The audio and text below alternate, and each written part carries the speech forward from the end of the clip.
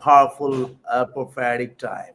So, Amen. man of God, I just want to give you opportunity to share the word of God, because right away people just waiting for the word of God. So please, you can just share with us. Okay. Thank you so much. So tonight I want to talk about, really just what it means to step into kingdom dimensions and to operate with sustainability in your life. And I'm going to take this time and I'm going to spend some time in the book of Matthew chapter 16, and I'm going to go from verse 13, and we're just going to look at an account and pull out some key principles that I think are pertinent for us today to understand how God designed our function in the kingdom to work. And in Matthew chapter 16, verse 13, here's what it says. It says, "Now when Jesus went into the region of Caesarea Philippi, he asked his disciples, 'Who do people say that the Son of Man is?'" Now there's a lot of things happening in this question. And in this question, he actually identified himself as the Son of Man. And that's a peculiar identity that Jesus used to identify himself when asking this question. But it was critical to place in context where this question was asked and what Caesarea Philippi represented to the disciples at that time. So at this time, the Roman Empire was taking over, the Jewish world. And living under Roman rule, there were constraints and there were activities that was taking place because another kingdom entity was establishing its rulership naturally within the territory.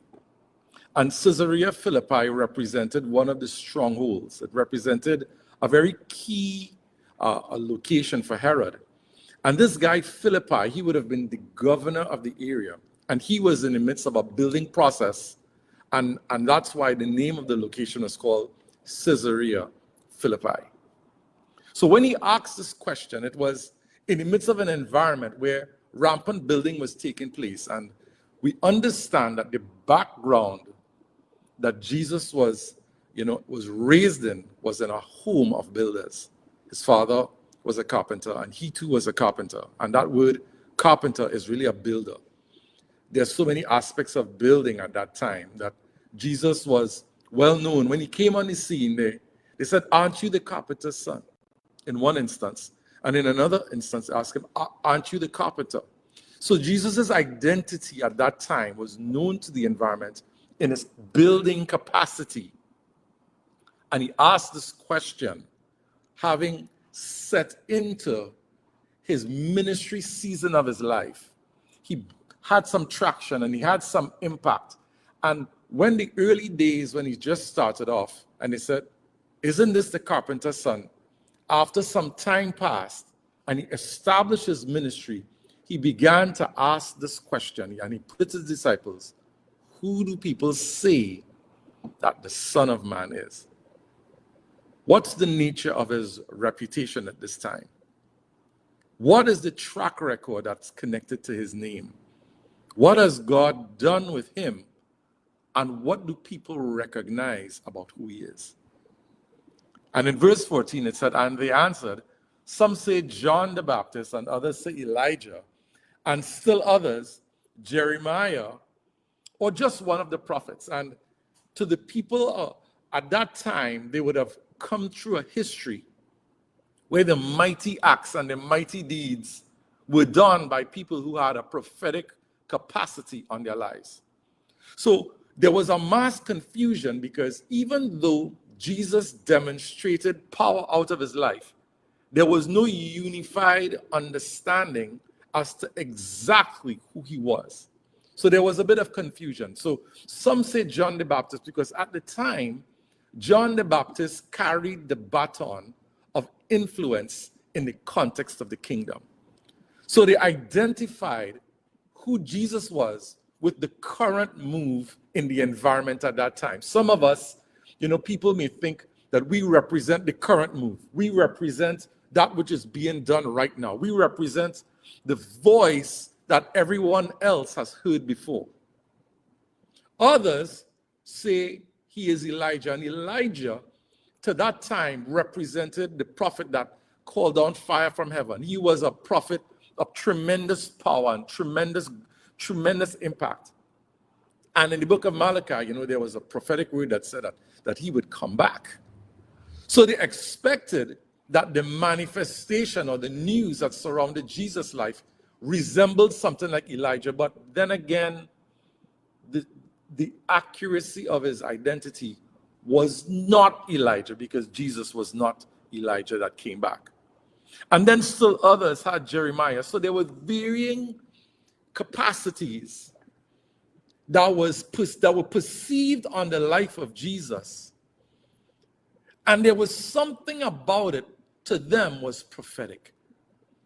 He had such a prophetic frequency built into the way his ministry operated. Now, in those days, prophets didn't just speak the word of the Lord.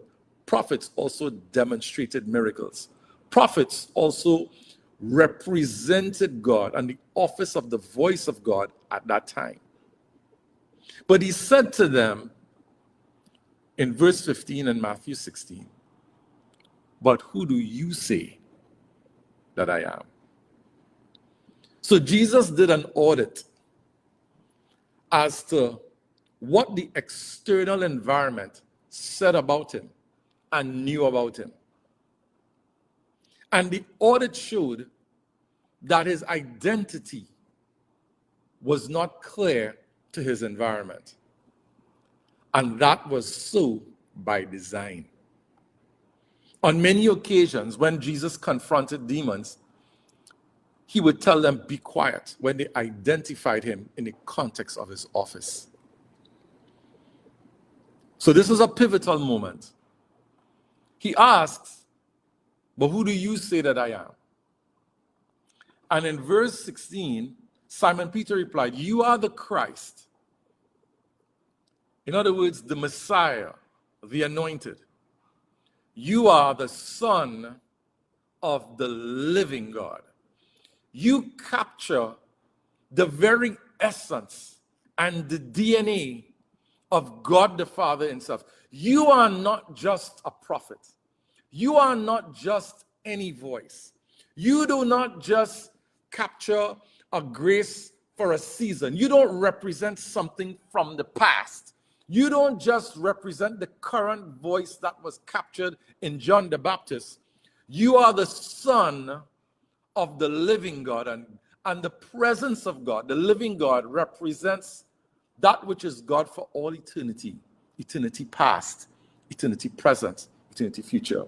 You bear the DNA of eternity as the Son of the living God. You don't represent just a voice of the past or the present, but you are the literal Son of God.